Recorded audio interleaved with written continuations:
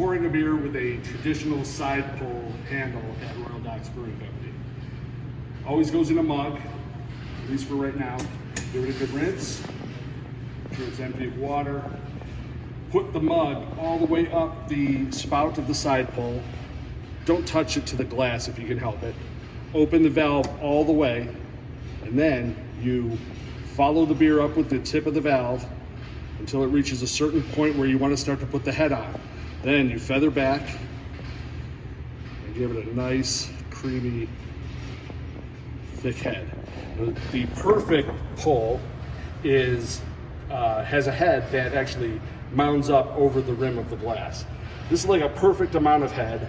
We actually did a measurement, and right about there, this beer actually settles out to basically a perfect 16-ounce pour. This glass is about 17 ounces total to the rim. So let's just do it one more time for fun and to waste beer. Good rinse, empty, all the way up.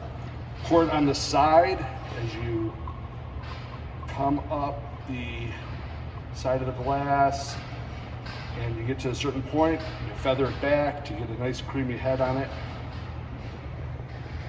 Now remember that as you pour more beers, it's going to be colder coming out of there. So this one actually poured with quite a bit less head than the last one because the beer in the line was colder and the CO2 stayed in suspension. So if you were to bring 3 of them out to one table, one may have too much head in it. You have to make the judgment call of whether you go back here and just, maybe take a little bit of head off so that everybody looks about the same. Cheers, Prost.